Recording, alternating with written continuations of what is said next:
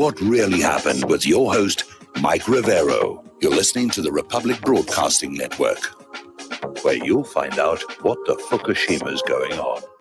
And good afternoon. Welcome to our show. It is Monday, February 15th, 2021, starting the second half of the month here. And boy, the snow is coming down. It's impacted our end. It's impacting us here. It's just really coming on down. Gosh darn that human-caused global warming. There's something like 2 million people in Texas are currently without power. Anyway, we've got a lot to talk about today. And as usual, we're going to do news until I run out of news. Then we're going to open up the phone lines for your comments, questions, and so forth and so on. And I'm sorry, I just totally blanked on who's in our control room. It's not Michael, again, because of the snow. And so we'll just see what, oh, it's Ken. Ken is in our control room. Thank you, Ken, for refreshing that old memory of mine.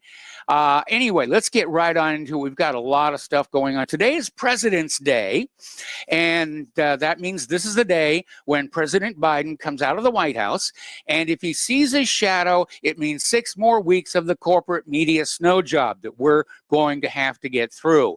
And as I mentioned before, speaking of snow job, it is really rough here across the Midwest.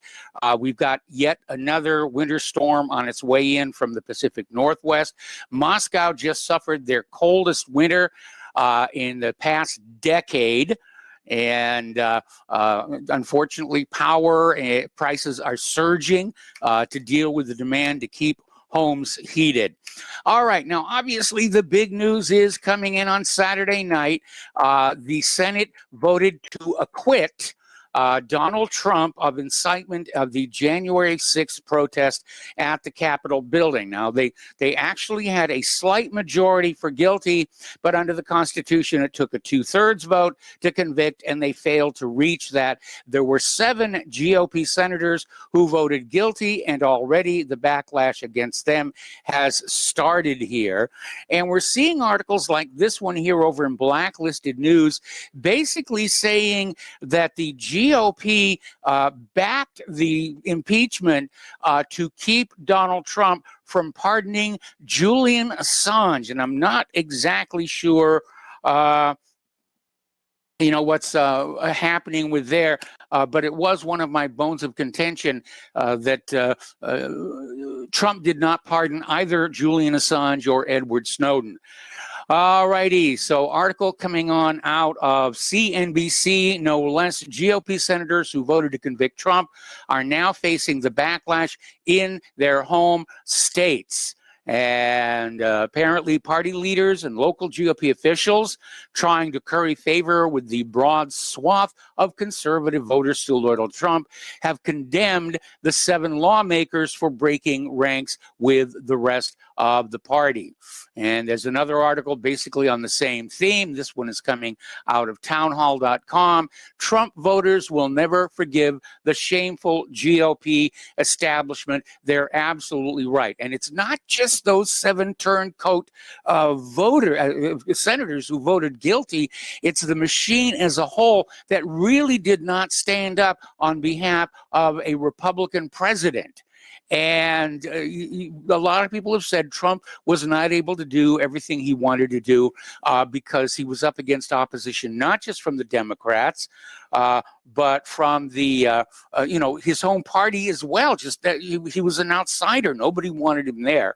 So, yeah, the Trump voters are going to remember the GOP for their betrayal. And I know the GOP has got hopes for 2022 and retaking the House, but that's going to be a tall order when you realize how little spine they showed to defend the President of the United States of America from an obvious, kangaroo court. Meanwhile, Chuck Schumer and Nancy Pelosi are out there screaming and tearing at their hair. Well, not Schumer so much. And they're attacking senators who voted to acquit. They called them political cowards and shills. Pelosi had a total meltdown. At one point, she was literally banging on the podium, and just screaming bloody murder that she didn't get her way. Well, too bad, go home, open up that $12,000 refrigerator you have and have a pint of your designer ice cream. Go ahead and get totally chip-face at this point as far as I'm concerned.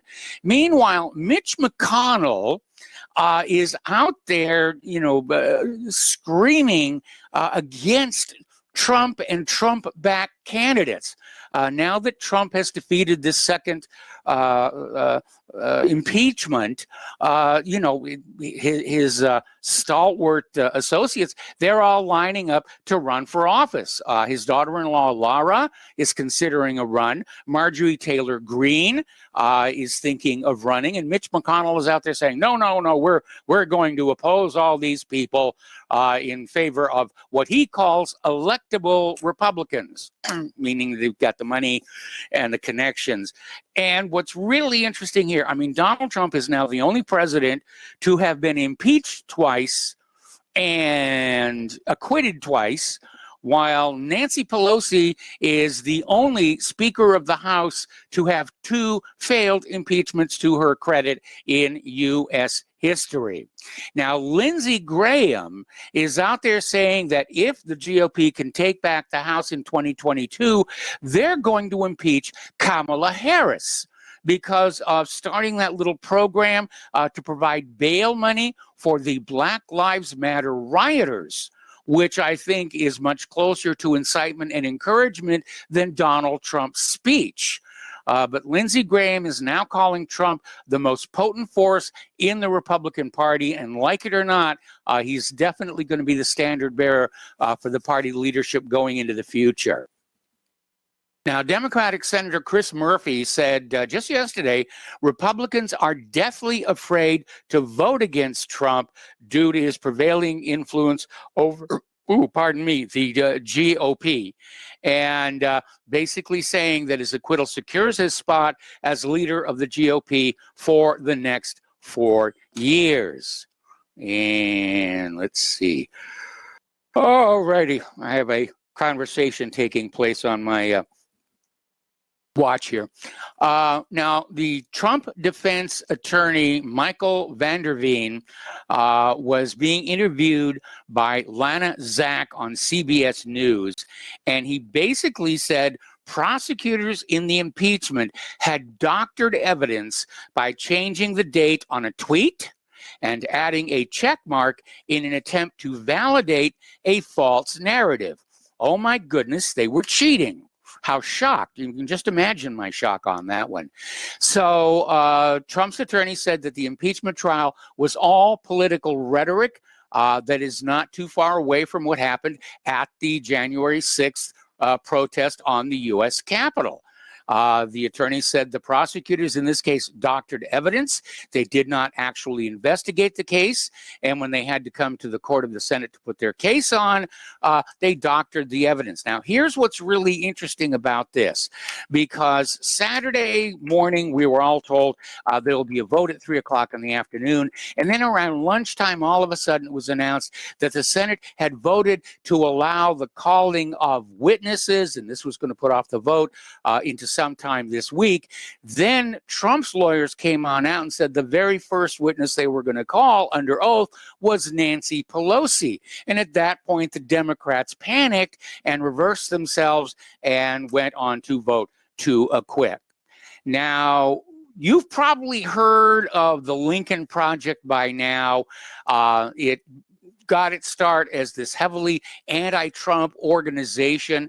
It has recently been scandalized by all kinds of sexual allegations. Some of the leadership has already resigned. But apparently Steve Schmidt, who has resigned in the last 48 hours, was able to buy $1 million Utah house. And apparently the Lincoln Project's operatives all got rich from these consulting contracts, so-called consulting contracts. So they had a huge financial success. Again, they were out there doing a lot of dirty work against Donald Trump. And I guess that's what pays the big bucks in Washington. Remember Officer Sicknick, this was the police officer who died in the Capitol building. It was a Capitol police officer, and the news had gone along that pro-Trump rioters had struck him in the head with a fire extinguisher, and they pounded on that story for a long time, even though the medical examiner is saying there is no evidence of a blunt force injury to the officer. They still haven't released his real cause of death, but the New York Slimes yesterday finally admitted that Brian Sicknick was not killed by a fire extinguisher. Okay, let's get on to here. Out in California, the recall Gruesome Newsom effort now has enough signatures to trigger a special election in California. They have well over 1.5 million signatures. They're still gaining more in case there are challenges to the signatures to protect Gavin's job.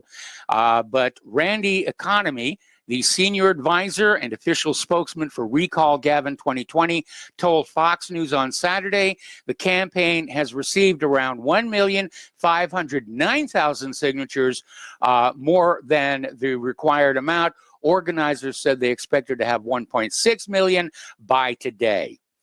So Gavin may be joining the ranks of the unemployed in this, a very difficult economic time.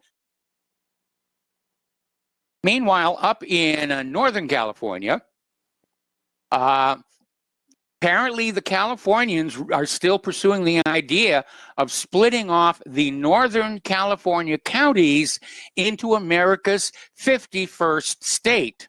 And I wish them a lot of luck. I think they would probably do a lot better as a separate state. I'd hate to be the one having to design the new flag with the stars on it, but we'll see what happens there. Meanwhile, over in Iowa, and you're going to love this one, there has been this scandal of embezzlement and fraud that resulted in the arrest of the mayor, the chief of police, city clerk, former city clerk, and they've all been charged after a multi-year investigation that accused them of misappropriating city funds, producing fraudulent public records, using a taser on a civilian in exchange for cash, and concealing embezzlement. So once a government goes bad, it goes all the way bad. And that's a good example here. Small town politics. Story coming on out of Blacklisted News, the war on privacy. And it quotes Glenn Greenwald, who we all know from the Edward Snowden case here. And basically he was writing about tattletale journalism in which corporate media seems to spend all their time attacking speech instead of defending it. And it reached its apex when Taylor Lorenz, who works at the New York Times, attended an invitation-only Clubhouse chat and not only reported that Silicon Valley entrepreneur Mark Andreessen used the word retarded in a discussion about the GameStop uprising, but published the names and faces of those who were guilty of being present and silent during the commission of the heinous crime. Okay. So, story from Russia Today. There's no anonymity anymore. This is InfoWatch's head Natalia Kaspersky to Russia Today. And basically she's saying the best way to keep your sensitive data safe is not to upload it online, as even encrypted apps are unable to guarantee its protection. Remember, we were talking on Friday about one, I think it was Signal. That can now be read by the FBI here. So unless you can write your own encryption, like I did with my NSA challenge, don't put it online. It's like on our smartphones. We don't have any of our banking information on the smartphone. We don't have any of that. So if the smartphone gets stolen, all we're out is the smartphone. So yeah, you've got to understand that the computers and that smartphone, they are windows through which the outside world can peek into your life and steal important things like your Aunt Mary's top secret chocolate chip cookie recipe. Story coming on out from Washington Examiner. No surprise, President Biden is getting ready to swing the Ninth Circuit Court back to the left. And since the election, a number of aging judges on the Ninth Circuit Court of Appeals have indicated they are preparing to take senior status, which is kind of a semi-retirement that frees up the president to pick a replacement. Now, the current 9 members were all appointed by Bill Clinton, and for years they gave the court a reliable and often ridiculous liberal bent. Wayne Root has apparently now been banned by Twitter. The banning is continuing here, and a lot of people are still talking about how Twitter banned Project Veritas. Now, Project Veritas has done a lot of really good work exposing corruption in various aspects of our society, especially political. And they're doing a good job as a whistleblowing organization. And remember, they use tape recordings of the people themselves to catch them, admitting what's going on. They did a lot of damage to Planned Parenthood, for example.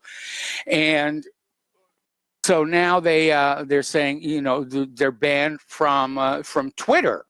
So you just have to check in to Project Veritas yourself as part of your regular, you know, list of sites you check every day. Speaking of sites you check every day, Parler is now back. They went live this morning, and so we're out there, you know, parloring with each other. And so if you were using Parler, just get right back on it, and they're good to go. They're running on new servers, and I still hope they succeed in suing Amazon. Okay, up in Seattle, Antifa apparently barricaded a police precinct with snow to stop patrol cars responding to emergency calls during the storm. And understandably, the Seattle cops were very upset about that. And apparently, the officers' vehicles were unable to get in or out of the building. All righty.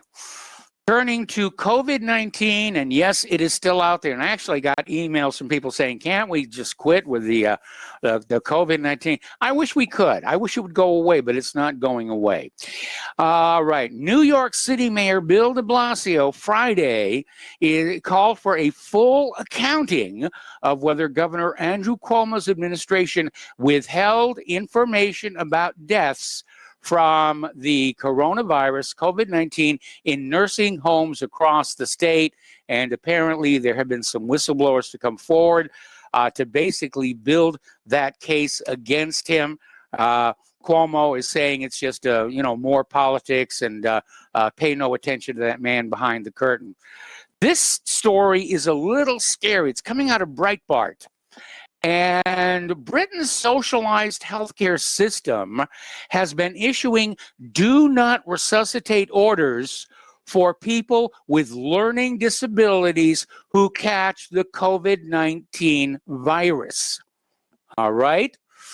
So the Royal MenCap Society, which is a top charity for people with learning disabilities, claimed that it had received reports in January from people with mental handicaps who were told if they contracted the virus, they would not be resuscitated. This is eugenics. They're using the virus for eugenics to get rid of undesirables, learning disabilities, or the exceptionally aged. That's what's going on here. And there was a big eugenics movement in the United States back in the 1930s, which is where Adolf Hitler got his inspiration for his race hygiene program, which he bollocksed up no end. Story coming out of Domagood.com. The vaccine makers are now out there pushing for an annual COVID-19 shot for everyone, just like the flu shot. It's not going to be one. Every year, you'll get a new flu shot, and every year, you'll get another COVID-19 shot. Money, money, money, money, money, money, money, money, money, just pouring on in. The profit never dies. Okay, we're going to take a break for commercials, and we'll be right back. Welcome back to our show here. And again, a friendly reminder that Republic Broadcasting Network needs your continued support to go on doing what we do. Actually, what we need right now are snow shovels and rock salt. And if you could help out, the postal address to send a check, money order, or if you prefer anonymity cash, is Republic Broadcasting Network, 2251 Double Creek Drive, number 302, Round Rock, Texas, 78664. The phone number where you can make a credit or debit card donation is 800-724-2719, extension 3. And remember, we now have that front site deal running again, and that is a really sweet deal. And finally, if you send in by mail a $100 or more donation, include your t-shirt size, and you will get an official RBN t-shirt sent back to you, which you can wear to prove to your friends that you are part of the revolution of independent media here. All righty, getting on back to the news here. We're talking about COVID-19. Apparently, there is a new poll out there that shows 1/3 of Americans are skeptical of these COVID vaccines. And we shouldn't even really call them vaccines. They're actually gene therapies. And they don't really prevent you from getting COVID. They don't prevent you from passing COVID along. Right now, they're being sold totally on the idea that they'll reduce your symptoms if you get the COVID. And it seems like the expectations are lowering while the adverse reactions are definitely climbing. Over at YouTube, we talked about this briefly last week. They have banned LifeSite News, one of the leading sources of pro-life news and commentary on the webs. They were shut down supposedly for coronavirus misinformation, meaning anything that doesn't line up with the profit motives of the medical industrial complex. So they've been shut down as well. Remember what that saying we have on a coffee mug that's available at our online store? The fastest way to bring down a dictatorship is to force them to act like one where everybody can see it. And that's what's happening right now. Interesting little aspect. This may even be affecting me here. There's a story coming on out from womensystems.com, and it's talking about how 42% of respondents to a survey say that they're sleeping badly due to the stresses of the pandemic, the lockdown, the worry, and yeah, it's a real problem if you're not sleeping. And you know, it seems like the cure is definitely turning out to be worse than the disease here. Story coming on out of Blacklisted News up in Oregon. 4 people who received both doses of the vaccine have now tested positive for COVID-19. And there are 2 cases each in Yamhill and Lane counties. And the cases are either mild or asymptomatic. And again, with the asymptomatic, we know that there are problems with accuracy on those tests, especially the PCR. And as if we didn't have enough to worry about with our germophobia and the rest of it, apparently there has been an outbreak of Ebola in Guinea. The Red Cross is out there saying there must be an immediate response. Guinea's neighbors are closing their borders already. And they're trying to basically get ahead of this. Yesterday, the Guinean government declared an epidemic in the southeastern region of Nizirkor, pursuant to confirming 4 related deaths. And so they've got a network of more than 700 trained Red Cross volunteers mobilized to provide an emergency response. And they're saying we need a response that is faster than the virus itself. Interesting thing about Ebola, they have never discovered an origin for it. It was originally blamed, AIDS was blamed on the green vervet monkey. That turned out to be false. I think Ebola was originally blamed on bats, just like COVID-19, but that's never been confirmed. So Maybe somebody was field testing a biological weapon. Speaking of weapons, let's turn to the international news because there's a lot going on. Turkey is moving ahead with the development of drones, and they're starting to talk about Turkey as a drone superpower. In fact, I saw a picture of some of their drones. They're nice looking pieces of equipment, actually. I don't like what they're built to do, but they sure do look nice. I don't like war, but they do get great toys. So the Turkish drones are upending Russia's approach to drone warfare, and drone warfare in general is going to be blurring and redrawing the battle lines. You're not exactly sure where the front line is when you've got drones that can penetrate deep on either side of the lines. Okay, we've got to take another break for commercials. We'll be back with more international news after these few words. Welcome back to our show here. And over in Myanmar, things are really heating up.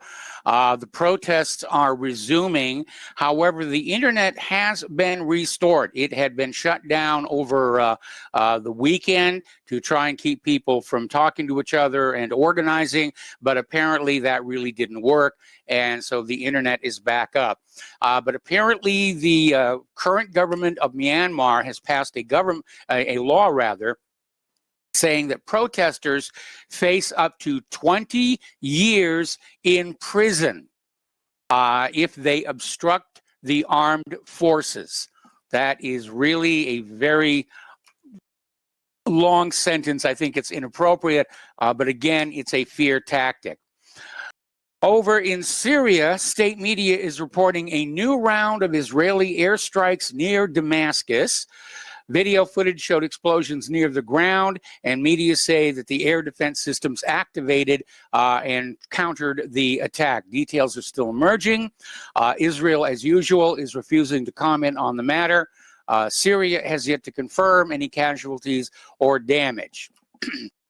They're still rocking and rolling over there.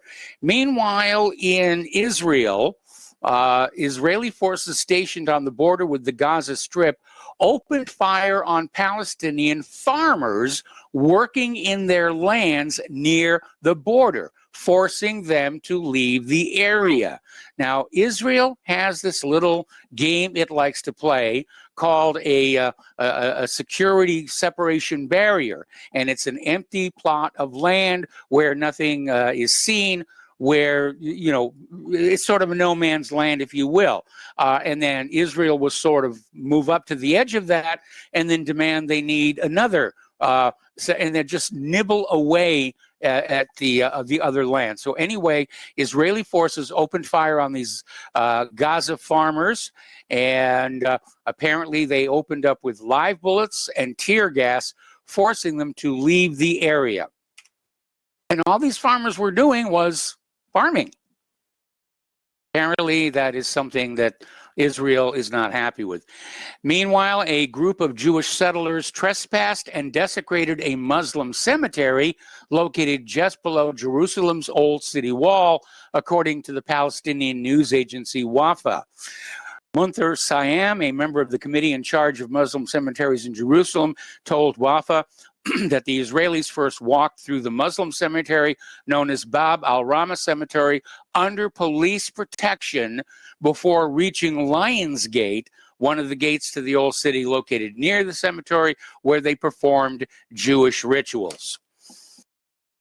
Over at the New York Times, the New York Slimes and the Washington Compost have still said absolutely nothing about B'Tselem's finding a month ago that Israel is an apartheid regime. Now, this is Israel's leading human rights organization, and it declared the country is ruled by an apartheid state, and the American corporate media refused to cover it, as usual. So, anyway, over in Afghanistan and Iran, right on the border, in fact, there has been a huge, we don't know if it was an accident or sabotage or an attack, but hundreds of oil and gas tankers were destroyed by fire in what is called a catastrophe at Afghanistan's biggest trade crossing with Iran, causing millions of dollars of losses. The blaze, which broke out Saturday afternoon at Islam Kala port, 120 kilometers from the western city of Herat, that's about 75 miles, has been contained, and they are investigating the cause. But somewhere between 100 and 200 tankers were destroyed, could even be more of that, or more than that. Story out of antiwar.com, the Taliban now controls 52% of Afghanistan's territory. This is after what, almost 20 years of American effort? Well, there's a reason why Afghanistan is called the graveyard of empires, because it has been the death of countries that tried to invade it. Most recently, the Soviet Union, certainly the British. In fact, the last military leader to actually conquer and hold Afghanistan was Alexander the Great, and he only kept it for 3 years. Those are tough people over there. Those are definitely tough people. So there were hopes that the 2020 U.S. peace deal, peace talks might end the decades of war, but apparently that's not happening. The Taliban is certainly resurgent. By the way, for those of you who are wondering what that means, Taliban simply means student. Because with the collapse of the Soviet Union's effort, the United States just bailed on Afghanistan. Probably the biggest strategic mistake they made in Charlie Wilson's war is they simply walked away and said, hey, we beat the Soviets, we don't have to worry. And that left a power vacuum at the top of Afghanistan, which the students, the educated class, rushed to fill. And that's where the Taliban came from, the students, the educated ones. Over in Iran, they are now threatening to further reduce their nuclear commitments if the United States does not return to the 2015 P5+1 Joint Comprehensive Plan of Action deal. And so Iran's government is saying they're going to reduce their commitments further. They're being very patient about this because since the United States basically walked out on the agreement, they reduced their commitments to zero. Now, at the same time, Iran is saying they are not interested in nuclear weapons. They have reiterated their opposition, saying that opposition to nuclear weapons is official policy, was laid down in a fatwa by Ayatollah Ali Khamenei in the wake of these controversial remarks. So they don't like nuclear weapons. They don't want nuclear weapons. And nobody has found any evidence to the contrary, except the laptop of death, which turned out to be a hoax. Over in India, the farmers' protest is continuing there. And apparently the Indian police have arrested a climate activist, Disha Ravi, 22 years old, was arrested in the southern city of Bengaluru and appeared in a New Delhi court just yesterday. And the court sent her to police custody for 5 days to help in an investigation into the criminal conspiracy related to the toolkit document that allegedly incited the farmers back on January 26th. So thousands of farmers stormed New Delhi's historic Red Fort complex, posing a major challenge to Prime Minister Narendra Modi's Hindu national government. Farmers are demanding the repeal of new agricultural laws. They briefly took over the 17th century fort and hoisted a Sikh national flag. All right, I have been talking about America's defense industry, what Eisenhower called the military-industrial complex, and I have been bemoaning these hideously expensive and not very useful weapon systems. Of course, being a peace activist, I don't want them to be useful, but they're huge cash sinks. We've been talking about the Freedom and Independence class littoral combat ships, which are going to be scrapped and replaced. That's how messed up they are. We were talking about the F-22, which still asphyxiates its pilots at high altitude. The Gerald R. Ford aircraft carrier, A lot of problems with that, huge laundry list. The Zumwalt stealth destroyer, which turned out not to be all that stealthy and is very unstable in rough seas. And, of course, our favorite whipping boy, the F-35. And there is yet another problem with that. This is coming from Defense News. The F-35 Joint Strike Fighter program is having to deal with a shortage of engines. Now, the F-35 uses the Pratt & Whitney F-135 engine, and they're saying it could be months before the situation begins to improve. They're not getting the engines into the planes. They're not getting through the heavy maintenance center at Tinker Air Force Base, Oklahoma. Apparently, many of the engines are failing and having to be removed for repair. Maintainers are discovering what are called premature distress of rotor blade coatings. This is a bad thing. What it means is there's a possibility of a rotor burst, the rotor blades actually coming off at speed, which would shake the engine and possibly the plane apart.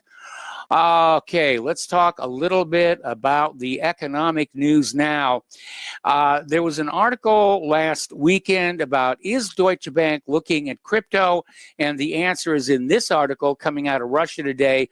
Deutsche Bank is moving to bring crypto into play after producing numerous reports bashing its bubble nature. So Deutsche Bank came out with all these surveys criticizing Bitcoin and other cryptocurrencies, and now all of a sudden they're reversing course.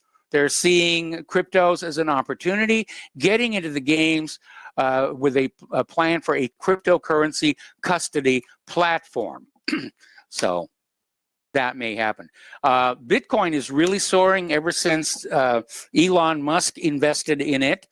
And now we find out that Uber may consider accepting Bitcoin as payment. That will be interesting. We also found out that in the future, you may be able to pay for your Tesla car with Bitcoin. So, yeah, the cryptos are really coming on here. And as people lose trust and confidence in the Federal Reserve note, which is actually a unit of debt rather than a unit of value, the cryptos may succeed in taking over. Of course, they're going to be fought tooth and nail by the traditional banks, but we'll see what happens there. Morgan Stanley may bet on Bitcoin in a $150 billion with a B dollar investment arm. So this really looks like it is getting ready to take off. We've been talking a lot about silver, where there was a rumor for a while that the same group that went after GameStop against the hedge fund holders may be doing the same thing to silver. That's been denied. But it is undeniable that the silver supply is tightening up. They're calling it the hashtag silver squeeze. It's hit London. And apparently 85% of the silver in London is already held by the exchange-traded funds. And they've got it. And so for anyone who can put two and two together, does not really leave much silver left over for anyone else. So if you've been buying silver, you were wise to do so, and you would be wise to hang on to it. Story coming on out of Securities Finance Times, CIBC, Bank of America, UBS, and TD Bank are accused of coordinating abusive naked short selling and spoofing strategies in U.S. and Canadian stock markets by a Bermuda hedge fund that claims to have lost tens of millions of dollars as a result. Now, the company is called Harrington Global Opportunity Fund. It has filed a suit at the U.S. District Court for the Southern District of New York, alleging that various U.S. and Canadian financial institutions, through their broker divisions, manipulated markets and drove down pharmaceutical company Advance Pharma's, formerly Concordia, share price in 2016. So anyway, The specialist pharmaceutical recapitalized and rebranded in 2018 after being embroiled in a long-running dispute over apparent price hikes and accusations of mismanagement by its founder and CEO, Mark Thompson, who stepped down in 2016. Okay. Article coming out of Global Research up in Canada, Main Street Economies in Collapse. And it's talking about how the media is trying to sugarcoat the current economic circumstances. This article basically says we are in the greatest economic depression in U.S. history. And instead of explaining the dire state of things in the U.S., whilst and elsewhere, the corporate media is trying to pretend otherwise. And they did the same thing back during the Depression of the 1930s. Got to keep the masses calm. Don't want them storming Capitol Hill with pitchforks and flaming torches. And then they cite several examples from the media where they're basically saying it's all going to be okay and there's going to be capital injections. But all of this instantly created money that's being used for stimulus and to prop up Wall Street and the banks, it's creating to inflation. And people are saying, well, where is the inflation? If you don't want to see inflation in the general currency, there must be a cash sink somewhere, and it looks like housing has become that cash sink because housing prices are going through the roof. And it wasn't that long ago they were really headed down, and a lot of people were starting to say, yeah, maybe now's the time to try and buy a house. Unfortunately, it is now going the other way.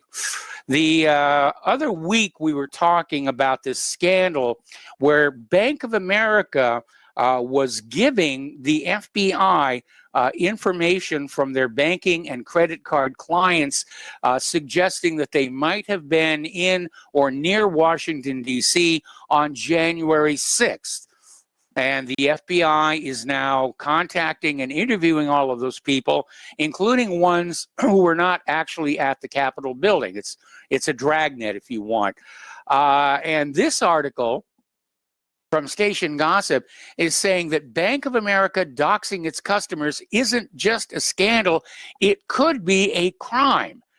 And I think actually, if nothing else, it basically tells you that Bank of America is not going to be protecting your privacy and your personal business secrets at all here. Now, remember, these people, the vast majority of them, were not engaged in any criminal activity. There were no warrants issued for this information. That's what the real scandal is. Story coming on out from Zero Hedge, talking about a market crash and high inflation and how terrible it would be if they both hit at the same time. And they're speculating that investments, stocks, retirement portfolio, even your house, drop in value by half this year. And they say all on top of that, inflation picks up so that your cost of living skyrockets. Could happen. Definitely could happen. Okay, we're going to take a break for commercials. We'll be right back. Welcome back to our show here, and we're going to start talking a little bit about immigration and globalism, and then some science news coming up on the top of the hour when we will open up our phone lines. Okay, apparently Germany's Merkel is now tightening borders against the neighbors under the idea of stopping the coronavirus variants, which are now going across Europe. And the new restrictions took effect at midnight. They limit entry from those areas to German citizens and residents, truck drivers, transport, and health service staff, and a few others who have to register online and show a negative coronavirus test. And this is flying in the face of the EU, which was sort of treating the entire EU as a single biomedical entity, if you will. Democratic far-left squad member Ayanna Pressley is calling on the Biden administration to provide $2,000 monthly payments to American citizens. That's good. And also illegal immigrants. That's bad. That's why they're pouring over the border, because they come here and they're going to get free stuff. $2,000 a month. That's better than they were making working down in their home country. Presley is also calling on Biden to cancel up to $50,000 in student debt. I think that's also a good idea. Presley's demands came after Biden said he would go big in the next coronavirus relief package. And basically, Presley came off with two of her primary progressive goals: to cancel at least $50,000 in student debt right now and send families, including the illegal immigrants, $2,000 survival checks a month until the crisis is over. It sounds really good. Who is going to pay for all this? Well, they're just going to pay for, as Alexandria Ocasio-Cortez says, we'll just pay for it. With money created out of thin air, leading to more downward force on the worth of the U.S. dollar. This one is kind of a little weird. Over in Great Britain, there's a British judge who has blocked the deportation of a migrant double rapist because apparently the health care in his native country, Somalia, is not very good. So there's this 49-year-old migrant. He claimed asylum in Britain after arriving in 2004. However, the Home Office sought to deport the man after he was convicted of 8 criminal offenses over the course of 6 years, including 2 counts of rape. So you're stuck with him. How's that open border thing working out for you? Talk about lack of gratitude. A group of asylum seekers being housed at the expense of the British taxpayer in a Reading hotel have staged a hunger strike, protesting against the quality of the food they are given. In greats. All right, we've got to take a break for station identification. We're going to open the phone lines, and we will be right back. And welcome to our show here. Hour number 2. The phone lines are open. Area code 512-248-8252. And we're going to go to Joe in California. Hello, Joe. Welcome to the show. What's on your mind? Hello, Mike. First, on those Turkish drones, they're actually quite dependent on foreign inputs. Okay. So it's not just a Turkish machine. It looks good on the outside. Maybe the Turks just, do the exterior, and then everything else is brought in, I believe, from Belgium, Canada, and U.S. Okay. And in light of what happened in Nagorno-Karabakh, a few of those countries have put an embargo on those inputs. Okay. Well, that's good to know. Going back to what Mark in North Carolina was saying about the scientific and technical brilliance of the Russians, I don't doubt that for one minute. But there were an awful lot of technology transfers from the West to the USSR. Yes. I think I would direct Mark to look into the work of Anthony Sutton. He wrote a series of books on the subject of Western cooperation with the Soviet Union during Lenin's time, during Stalin's time. So even during the Vietnam War, we were sending them technology and equipment that was killing our own soldiers. So that's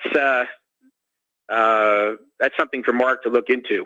And then finally, Mike, 9/11, we were told that the official narrative that Al-Qaeda was behind it, but, and yet we have open borders. Yes.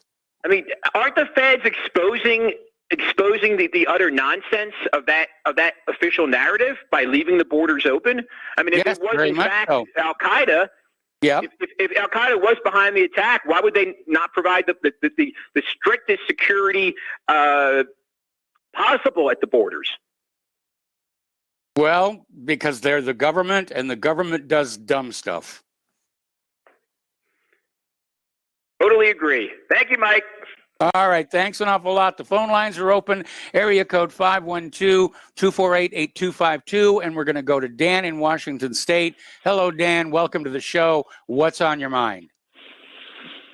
Oh, the aid to illegal immigrants. Yes. I've thought about this issue a lot. I kind of agree. If you could focus on anyone who gave money to Black Lives Matter or who's lobbied for open borders, say the Koch brothers, the Chamber of Commerce, all these, and you could have a direct tax on them, and I would give every illegal $10,000. Let's just tax them and give it all to illegals. That would create a disincentive for these guys to lobby for open borders. What do you think about that? Let's see. I'm sorry, I was replying to an email there. Could you repeat that last part again? Oh, it would create a disincentive to have open borders if you could tax these people who lobby for the cheap labor and tax their income and give it to illegals. I'd go for that. Yeah, you're right. The system is incentivized, to bring the illegals and the refugees in, and now they're giving them hiring priority over all Americans. We were talking about how Tesla was now under Department of Justice investigation for hiring Americans over illegal or immigrant workers, and now apparently it's spreading across the entire country, the entire economy, where they're saying you will hire the refugees and the immigrants first, and then if you've got anything left over, you can hire some of those American thingies over there. Yeah, it's a disaster because these financial incentives have never been. That's what you got to do is hit them in the pocketbook, instead of trying to just send the army in and deport illegals. You need to go after their financial incentives, and that's my new approach. Yeah, but if you've got a government who's going to take money, do it the other way. When you have a government that's going to take money away from the legal American citizens and give it to the illegal immigrants, like Presley is suggesting doing, they're going to keep on coming in. If you cut off that money supply, if somebody illegally stepping across that border can't eat, can't put a roof over their head, especially here in the winter, they're going to turn around and go home. Yeah, there's that part. Yeah, I don't think we should tax American citizens to pay for it, but we should. If I could, I would target those people, say Zuckerberg of Facebook, and just take his tax, put a tax on them, and give it to illegals as long as they lobby for open borders. That's my punishment, I guess. Maybe it's a pipe dream, but Hey, real quick, sorry to change the subject. On the drone warfare, yes. Can't they come up with a big jammer? Like, say, I don't understand. Aren't there big jammers? Like, say, over a city, you can just jam all drone frequencies, and they would all just become inoperative, or is that technology around or not? Well, the thing is, some drones are actually controlled by laser from satellites. That's impossible to jam, and most of the other drones are actually autonomous. Contrary to what you see in spy movies on TV, the drones are self-piloting. You'd have to jam the GPS in order to bring them down, which is, remember, that's how Iran brought down that U.S. drone, is they flooded it with GPS signals that said you're over your home base, and the drone landed. So they can be brought down, but I don't think the technology is mature, shall we say. Okay. Yeah, because as they move towards that way, I mean, if you did develop that, it would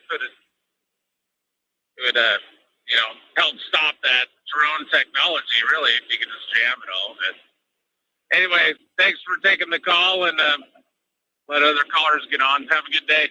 All right, same to you. The other problem is that most drones are designed to be stealthy, and because of their small size to begin with, their radar cross-section is very minimal. You don't know the drone is coming until it's almost too late. All right, we're going to go to Mark in North Carolina. Hello, Mark. Welcome to the show. What's on your mind? Hey, how you doing, Mike? Just one thing that one guy, I'll give you one example of somebody from Eastern Europe that was absolutely brilliant and a brilliant inventor and all that. And you mentioned the car before, Nikolai Tesla. Okay? Yes. So there's some great, he kind of got messed over by a lot of people, including Thomas Edison. He certainly did, because the guy was brilliant, and they were inventions that could affect some of the corporate giants of those years. Okay. Yes. So that's one of the, and including the oil industry. And I just want to point out too that you pointed out that I think it's in Britain that they now don't want to revive somebody who's considered learning disabled, basically, I guess, retarded or some other form of disability like that. Mm-hmm. Well, that shouldn't surprise you. I keep telling people that the eugenists are nothing but a form of Nazis. As a matter of fact, they're a very extreme form of Nazis. One of the reasons... no, it goes the other way. It goes the other way. The Nazis got their ideas, pardon me, of the master race and race hygiene from the American eugenics movement of the 1930s. Right, but the thing is that this is one of the reasons why the Rockefellers, the Rothschilds, the Bushes, the Harrimans, and other what I call predatory capitalists of the time supported Hitler, because they've been into this kind of stuff for a long time. And some like Bill Gates, actually, his family goes back to the Rockefellers. They have some kind of relationship with the Rockefellers and with IBM. Mm-hmm. IBM was another. IBM actually, that guy Watson actually helped Hitler with his concentration camps. Yeah, IBM had a contract with them. These are evil beyond imagination. Okay, these eugenists, they are out and out evil. And I know there's somebody from one of your callers. I think he was from Washington State. I'm not sure, or possibly from Canada. Actually, tried to say good things about eugenists, including people like Margaret Sanger. Mm-hmm. Well, if you support that kind of stuff, my man, then you support evil. And I suspect if you support evil, then you are evil. Okay, because there's no question how evil these people are, and we better be very careful now. These vaccines are there for a reason. They're there to kill. No other reason. That's what they want to do. Or to sterilize. Yeah. And a good sterilize. Yeah, exactly. I'm sorry. And the thing is this, got to understand too, there are good things now coming out. Evidently, the majority of the military says they're going to refuse to take it. That was Alex that on his show. I think something like 2/3 of the public in this country does not want to take this vaccine. I don't know what's wrong with the other third. It's 1/3 of Americans don't want to take the vaccine, according to the latest poll. Well, that poll was probably put out by my understanding it's like 2/3. I've heard that. I've heard 51% of people wouldn't take it. So there's different. I would say that the mainstream media are trying to push up the idea that more people want to take it than actually do. So, but there are a lot of stupid people around there. So it shouldn't. Even 20 and 30% is way too much when you consider the damage it's going to do. And one of the things I think they want to do, they want to get rid of a lot of the Social Security recipients, especially that's why it's mass murder at these nursing homes. Yeah. I believe Cuomo deliberately murdered these people in these nursing homes. So did a lot of these other governors. He was, the guy is not the brightest guy in the world, but he's not that stupid. You got to know when you put somebody with a communicable, and it's not that this is the most serious disease in the world, it's far from it. But that's why I wanted to boost up the body count. You put any kind of a communicable virus or bacterial disease into a place like a nursing home, it's going to be like lighting a match in a very dry wood Yeah. and, starting forest fire, okay, it's going to kill lots of people. And Cuomo knew this, Mm-hmm. and he wanted to. He was probably told by his globalist masters, like Bill Gates, that they needed a big body count. All right, and this is what he did, and he needs to be prosecuted. But there's more people that need to be prosecuted from this. I mean, there needs to be. By the time this is over, we need Nuremberg type trials on TV, on the internet, and we need to execute these people in public, right on the internet, for the whole world to see. And it, doesn't even have to be tried in the United States, because any damage can be done all over the world. Okay, it needs to be on the internet or on public and public TV, and these people need to be hung in public or beheaded or whatever. It shouldn't be pretty. Okay, no gurney, in other words. Yes. Either hang them or behead them or whatever else, but they should not get away with this. These are crimes against humanity, and God knows how many people are going to die before this thing is finally over. And they're not going to die from this fake virus. No, they're going to die from the vaccines that are being distributed now, and from over wearing a mask, getting all kinds of lung infections and stuff like that. That's just killing people. Yes. Not the stupid virus. The stupid virus is, okay, you're going to give it to somebody with a very compromised immune system. Yeah, it's going to kill them. Okay, Yes. like people in the nursing home. But most people who are even reasonably healthy, it's not going to do crap to them. All right? But the other stuff, that's different. And there needs to be punishment for this, Mike. It is such a shame. It is such a disgrace. I mean, you talk about, I have nightmares about this. I really do. I'm so worried. I'm so worried that my kids are going to take it. I'm worried that my grandkids are going to take it. I know I'm not. Okay? But it really worries me. That's why I don't worry about who's coming across the border right now. Okay? I'm worried. Matter of fact, I might want to go across that border myself the other way. Yes. A lot of Americans, I understand, are doing that. Why anybody would want to come to this country at this point, I don't know. Okay? This country is becoming a nightmare. So is the rest of Western Europe. That's why when I talk about Eastern Europe, when I talk about Russia, that's why I talk about Poland, Hungary, Czechoslovakia, and some of these other Eastern European, and Belarus. That's why I say these countries know more about freedom today than we do. They have more value for human lives than we do, including socialist countries like Daniel Ortega's Nicaragua, who, by the way, outlawed abortion, outlawed gay marriage. Okay, he's a true Christian. All right, people don't want to face this stuff. They think, the word socialism. What is pushed by these globalists is not socialism. It is eugenicism. It is Nazism, Mike. Nazism. Yes. In the mass death. That's what they want. These people are out and out evil. Can't you people who keep on talking about, you're worried about whether this country is going to remain white or not? Don't you understand the real evil? I don't care what the color of the people in this country is going to be, as long as they go by our Constitution and keep this country the way the Founding Fathers wanted it to be. Okay? That's all I care about. Alex Jones, by the way, says that. He's right in that. Okay? And I agree with him 100%. Who cares what color the people in this country are going to be, as long as they obey, as long as they go by the Constitution. If people are going to give up on the Constitution and walk around like zombies with masks on their face, they don't go by the Constitution, Mike. All right? I'm sorry. Yeah. That is not the problem, what color the people are going to be in this country. The people in it, and by the way, most of these eugenists are both Northern European whites and Ashkenazi Jews. Okay? That's what the majorities of eugenicists are. All right? So just so you know, my friend from Florida, get that through your head. And that's all I got to say, Mike. All right? Thank you. I'm sorry I sound a little angry, but, what's going on just pisses me off. I understand. I get angry and depressed about it as well. Claire gets, very upset about it. That's why she's not doing the Friday show anymore. And, it's very unsettling. All right. Our phone lines are now open. Area code 512-248-8252. We're going to do a little science news while waiting for some callers here. Story coming out of Inside Hook. Apparently, Massachusetts has a new state dinosaur. And I read that headline, and the first thing I thought was Hillary Clinton.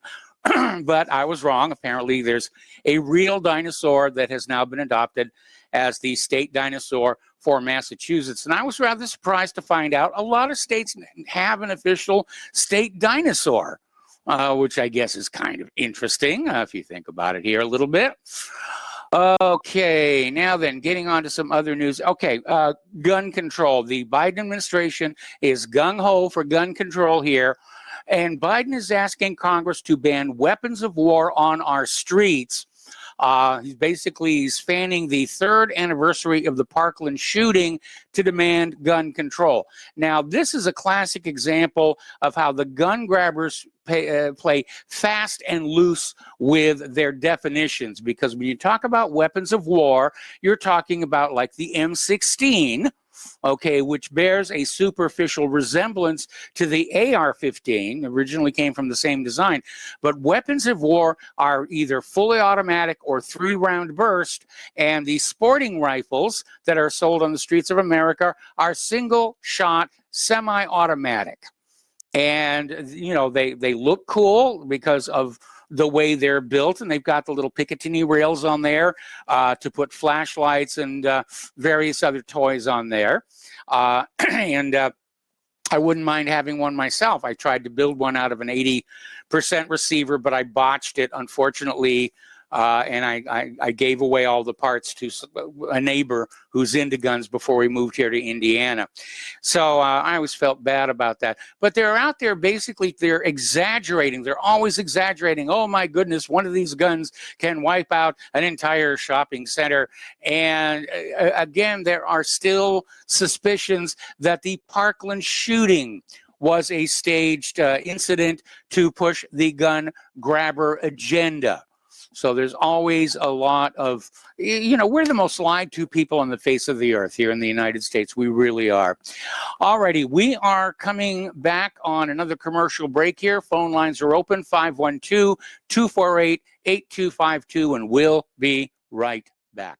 Welcome back to our show here, and the phone lines are now all open. Area code 512-248-8252. I guess people are snowed in, can't get to the phone lines or something like that. We're talking about gun control, and we're talking about, I mean, that's always been a big part of the liberal agenda, is defund the police and take away guns, and then street criminals are just going to have a field day. Sheila Jackson Lee is demanding a national gun ownership database that would be accessible by the public. So you could go to this database and say, does my neighbor, you know, own an evil gun? And it'll come back and say yes or no. There's only one problem with that. Okay, criminals can go to that database and say, are there guns in this house? No? Well, guess who we're robbing tonight? Not to mention rape if the opportunity presents itself. I love this one. Over in Novi, Michigan, there is a gun store, Phoenix Ammunition. And in order to buy ammunition, there's a form you have to fill out that includes a checkbox stating that you did not vote for Joe Biden. And if you don't check that box, they will not sell you the ammunition. Of course, I'm sure people who voted for Biden would not hesitate to lie and check the box. Anyway, what am I saying for? People who voted for Biden don't believe in guns and guns right. We're going to go to the phones now to Tom in Florida. Hello, Tom. Welcome to the show. What's on your mind?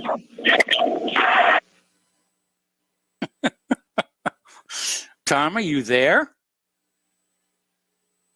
Sounded like a flying saucer took off with you or something. He should be. He should be. Tom, are you there? We'll wait for him to call back in. Okay. All right. Thanks an awful lot. Okay. Getting on back to wokeness. Apparently over at Bluefield College, which plays in the National Association of Intercollegiate Athletics League, were suspended by school president David Olive ahead of a game once he learned players had been kneeling for the anthem after being specifically told not to.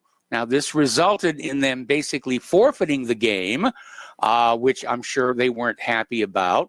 But we have this president, David Olive, is standing up for American values, even at the expense of the school sports program. And I think that's a really good thing. Okay, so we have Tom back.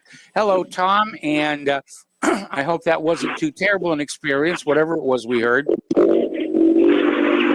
No, Mike, good day to you. I'm sorry. I don't know what happened there. Speaking of Mars, I think the Chinese, what happened to the Chinese rover? Did they land something on Mars or something? I heard okay, you've got to get your mouth closer to the microphone so we can hear you.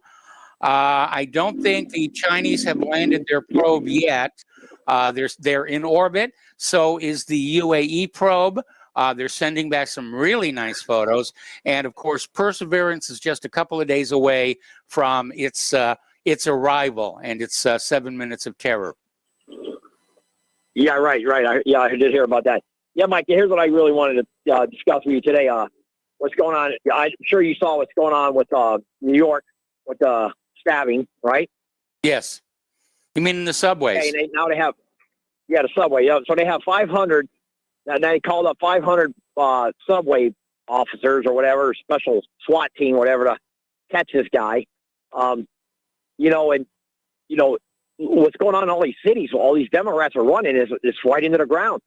Yes. And, like this guy here was supposedly a half this and half that, Hispanic. And if it would have been another way, it would have been on every one of the major networks. But since it's this guy, I think only one that's really covered that was Fox and One American News. And a little bit of Newsmax too, also, I must say. But there again we go, Mike. They're getting away. They're bringing all these criminals. Biden's he's going to be letting all these illegals out. Yes. We can't take this anymore, man. The people are the crap, Mike. And like I said, a lot of these women are using the same thing with emotion. They're not thinking logically. What is the buyer's remorse is going to be here? The buyer's remorse is not going to be good. Like you said, they stole the election. I 100% agree. But there's still a lot of high emotional. You cannot talk to a liberal Democrat, Mike. It's impossible. Yes. They are so emotional. You can't talk to these people. A Democrat can talk to a conservative Republican or a conservative for that matter, but you cannot talk to one of them. It's like you're taboo. You're this. You're that. It's horrifying. Now, yes, what's going on in Chicago, Mike? Why isn't this governor in Chicago, Pritzker, this big pretzel? Why isn't he calling out the National Guard in Chicago? Every weekend, 20, 30, 18 murdered, 7 murdered, 6, I think, yes. 6 this weekend. I mean, this has been going on for years and years and years. And the governor of that state can stop this with the writing of a pen or whatever. That's it. No more. We're not going to have this nonsense. Mike, there's over 100,000 gang members. I got to put you on hold. Yep. Don't hang up. I'm going to come right back to you after these words from our sponsors. Welcome back to our show here. We're talking with Tom in Florida. And Tom, if you could just sort of pick up where you left off. Okay, yeah, Mike. Well, just like what's going on with all these cities, the inner cities, the shootings, the wounds, it's unrelenting. Michael, like we've heard the Super Bowl for the 6 hours, how white man, bad man, orange man, yes. bad man, is unrelenting. Yep. And they never want to talk about their own crime. Let me ask you this, Mike. If 5,000 white Americans were killed by other whites, what would the news media all be doing right now? Calling for a ban of guns. Exactly right. And it's the governors of California. I believe he will be recalled, Mike. I think he's going to be called. I'd love to see it. You notice?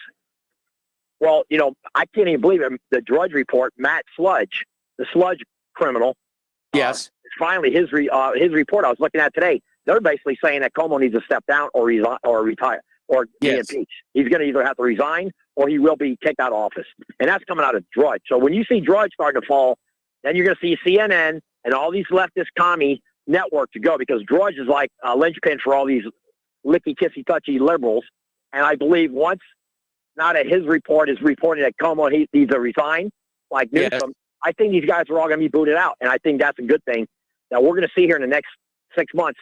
I think Newsom's going to be gone. I think Cuomo's going to get impeached or he'll have to step down. Even bumbling buffoon Biden is going to have to put the pressure on those demon rats to step away from the governorships or he's going to be crushed in 2022. I really believe that, Mike. I really believe that. But getting back to the crime wave here, it's like unrelenting. It's just unrelenting. Hello? I think it's real thin on me. That's crazy. Yeah, no, just this lady here is I was at the store and she's giving me the wink. But anyway, Okay. So yeah. Should I let you go and have a pleasant evening? Yeah, I got him. Okay. Okay. He's gone? All right. I guess he's going to have a pleasant evening. All right. Let's switch over to Dave in Indiana. Oh, I'm sorry. Dave in California. Hello, Dave. Welcome to the show. What's on your mind? Well, I thought I'd kind of bring up a little bit of a lighter subject. Your website recalled a story on the Saudi Crown Prince, Mohammed bin Salman. I think that's how his name is pronounced. And basically, this story goes is that he's obviously been doing a lot of spending on himself, including debauchery. So, I'd like your comment. It's good to be the prince. Yes. Anyway, this may sound unrelated, but I work in air conditioning, which is kind of a ho-hum trade. But since everybody wants air conditioning, it's kind of amazing to me how many places I have been. Yes. It just kind of boggles my mind. Anyway, one of the places that I've worked is the Beverly Hilton Hotel, the famous one that has, well, for those that don't know. I'm familiar with it. Yeah, but for those that don't know, every January they have the Golden Globes there. This is an example of what happens that everybody looks forward to, maybe. One of the things that people may not know is that one of the princes, and I think it's this guy, stays at that hotel every summer. And he's been there a long time, since before 9/11. So one of the building engineers who's been there forever told me a couple of fun stories about him. One was before he was of the age to drive, he used to race RC cars up in the hotel hallways. And just in case everybody wonders about how much money they spend, when I say hotel hallways, that hotel has 7 levels. The 7th level is all the presidential suites. The next level down, he's renting the whole thing. Yeah. All of it. Holy cow. So they'd have the engineers come up there and, service and whatever he needed. You want new batteries in your RC car, have at it. And then one year when it was old enough, he said, you don't have to change the batteries in my RC car anymore. I said, well, why not? He says, I have a real car. It turned out to be a Lamborghini. Ah, of course. And he proceeded to, have fun with that car, revving the engine in the middle of the night because he keeps the same hours he would if he were in Saudi Arabia. Okay. But anyways, when he got older, I guess this is where some of the debauchery may have come in. Turns out on that level, there's a ballroom up there, and the cleaning crew would go up there and find things like evidence of strippers being up there, and they would find all kinds of these little wrapper papers that would wrap stacks of money. And it would say things like $1,000, and it would be a bunch of them. So it just kind of gives you an idea of who has been staying out there. And I don't know if it's the same guy or not, but it sure sounds like it. So it's pretty interesting to hear about that. Well, I've been hearing stuff like that. I remember when I was still living in Southern California, and of course we're going back like about 30 years, there was a big stink because some Saudi family member bought a mansion right on Sunset Avenue in Beverly Hills and decorated it with these nude statues painted this ugly green, which was immediately declared an eyesore by everybody else around, but they couldn't do anything about it. Money tends to buy you things. Yeah, and, I don't have a problem with nude statues, but it really was an ugly green. Awesome. Yep. Well, I'll throw one other fun thing out that I got to hear about this, and we'll just kind of let everybody go. So every once in a while you'll hear of people saying, the involvements by Saudi Arabia on 9/11. Well, they were all there at the hotel on 9/11 that day. And the staff said it was amazing what happened when the news broke out that this had happened in New York. They packed up their stuff so fast, which mostly consisted of suitcases of cash, and got out of there as fast as they could. I remember Bush actually issued a special waiver for the Saudi families and the bin Laden family to get out of the country when all the other airlines were grounded. Yeah, I remember the same thing too. I just think it's interesting that they're like, well, why would you do that unless you're really afraid? I think they were afraid of a backlash reaction because they were getting the blame for it, even though we know the blame goes in another direction. So it was probably they were afraid there might be rioting in the streets and they could get caught in it. So better safe than sorry. And it's not like they have to worry about the price of a plane ticket. Oh, no. Yeah, from what I hear, the amount of money that they spend every year is insane. Yes, it is. So anyways, that was it. Thought it'd be kind of fun to hear that. Well, thanks an awful lot. And, I used to hear a lot of stuff like that when I worked in that town. And thank you for the phone call. We're going to switch over to Tom in Utah. Hello, Tom. Welcome to the show. What's on your mind? Tom in Utah, are you there? I'm here. Oh, there you are. Okay. No, I was about to put your face on a milk carton. By the way, the Beverly Hilton is some of my old stomping grounds. I met with Kirk Douglas and Michael Douglas, Olivia de Havilland, Gretchen Weiler, a whole bunch of people there. Mm-hmm. So that's a familiar piece of real estate. Yes, it is. What I wanted to tell you is my daughter, I was just on the phone with my daughter in Michigan, and she's rather unhinged because her children have been coming home from school having been,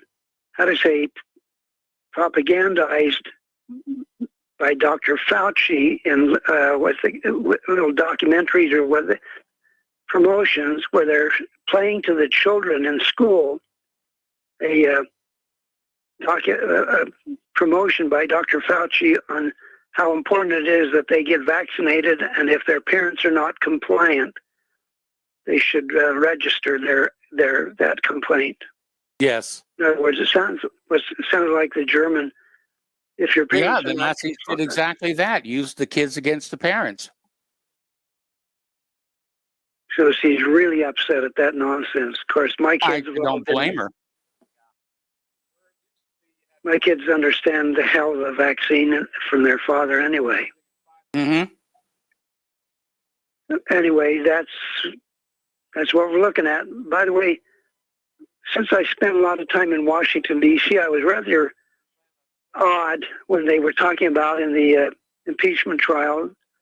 They referred to the fact that they had identified the fact that those pipe bombs had been set 7 o'clock the evening before.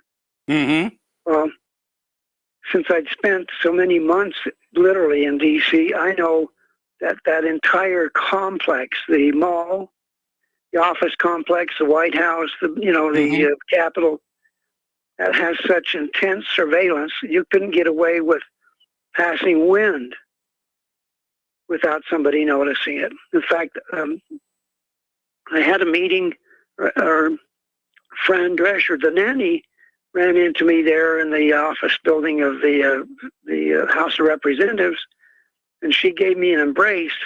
What was really interesting is as I went through the rest of my visits with the 100 senators, about 400 plus representatives, as I would walk in after that embrace, in many cases they would say, "Oh, you know friend Drescher." I couldn't figure out how everybody would know about that embrace.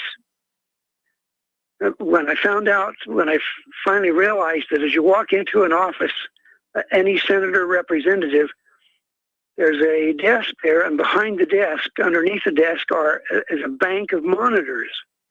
Maybe at least 10, 15, or 20 monitors, which cycle through different cameras on that entire mall. So I finally figured out, in fact, it was Orrin Hatch's, one of his staffer that told me, "Hey, we saw you, when Fran Drescher gave you the hug." And they all thought that I was somebody important because Fran Drescher was hugging somebody. Yes. So from that time, I was treated great. But what it made me realize is you can't get away with anything. And if there had been any breach of the Capitol, that would immediately be noticed by the command center of the police. You would think so, yes. Security. So there should have been a army running to the Capitol as soon as anybody moved a bicycle rack or even entered the building at all. It should have been an immediate signal to the boys operating public safety to send out the army. So there's no way that could happen without, security knowing and responding, but they didn't. Okay. It's like they were clueless, but that system is so, there is no blind spots in Washington, D.C. None. Anything I would going imagine on that's is all obvious. definitely the case. You're right. It begs explanation why somebody could supposedly plant a pipe bomb, the night before and not have it get noticed.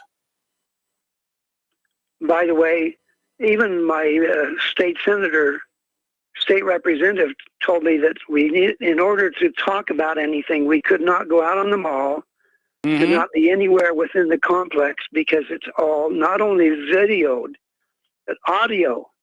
Yeah. If anybody made any remarks, that audio was played somewhere in the system, and they would have picked up on any of the statements of somebody that was prepping for the vandalism, as I call it. Anyway, well, that's going to be a lot of, speech recognition and, of course, the technology to pick one voice out of a crowd. It's definitely there, but it is very compute intensive. Yeah, and you can't say a word anywhere. You cannot. Anyway, okay. That's my experience from D.C. and my experience from the Beverly Hilton. Well, it sounds like you get around. You might be a distant relative. Thank you for the phone call. And we're going to go to Dan in Washington. I guess you had something you wanted to add? Yeah, sorry. I didn't want to call back, but the caller from North Carolina kind of forced me to here. But, okay. My thing is, Margaret Sanger is never promoted. He thinks these injections, whether it be a big mass kill-off operation or whatever, Margaret Sanger and the eugenicists never promoted that. That they were talking about birth control, and they did sterilize certain peoples. And well, fine, if you don't agree with that, Sanger was targeting the black population for reduction. She was definitely a racist. Well, there were also black eugenicists because they were trying to get the black population has a massively higher birth rate. And so. Yeah, I just get tired of his. And another thing, he's basically anti-white because why always attack the Nazis who, the war crimes against the Germans and the context. Why doesn't he go after the Bolsheviks? And I would say, America, when he says, well, the Constitution is all that matters. I would say there's a country called Liberia that has basically the same constitution that the United States has. It was set up after slavery. So he should maybe move to Liberia. If all that matters is constitution and race and people and culture don't matter at all, then why not move to Liberia? I mean, why? What's wrong? So, there's that. And that point I wanted to make. And I just feel like he gets all his information from Alex Jones. And people need to realize Alex Jones is full of crap, basically. On so many different levels. So, and the founders of America were more racist than Hitler, I would say. Hitler never had slaves. George Washington, all these guys. Wait a minute. They weren't called slaves, but who do you think was in those, those prison factories? I mean, you look at Auschwitz, for example, they were making uniforms and other items for the German army. And, they were paid for it in scrip. That they could spend inside the camp at the theater and the bookstore, and there was even a bordello. But I think you'd have to basically say that those people were, in fact, slaves to the Third Reich. Right, but it was temporary. It was kind of a wartime thing. It was never designed to permanently enslave all these groups of people. We don't know what Hitler would have done if he'd won the war. Anyway, Dan, I got to let you go. We got to take a break for commercials. Right, we got another caller waiting on the line, and we will be right back. Welcome back to our show, last segment of our program today here. And before we go back to the phones, we were talking at the top of the show about how a lot of people in Texas are without power. We're just not finding out why.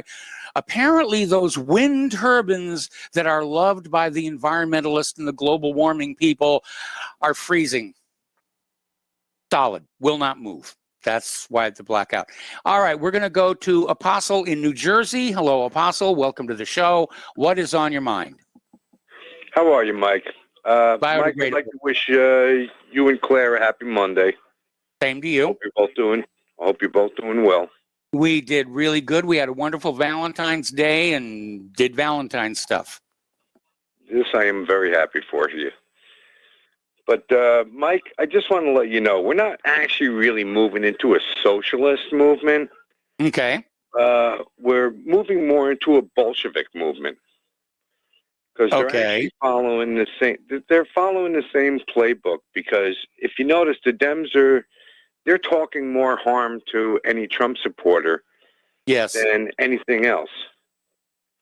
You know what? It's not the Trump supporters saying, "Yeah, hate, hate, hate," whatever. It's more of the Democrats doing this. And when I heard the report of somebody on CNN saying, "Do a drone strike against Trump supporters," I mean, that's ridiculous. I agree. So it gets to a point where you have to say, "Yeah, here's the line in the sand," and they've been crossing it the whole time. Yes, they have.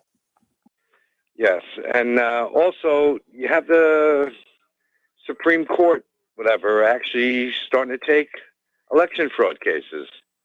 Yes, that's a positive development. Now that this whole impeachment thing is over, some of these remaining election fraud cases are starting to move through the court system, and not just the Supreme Court.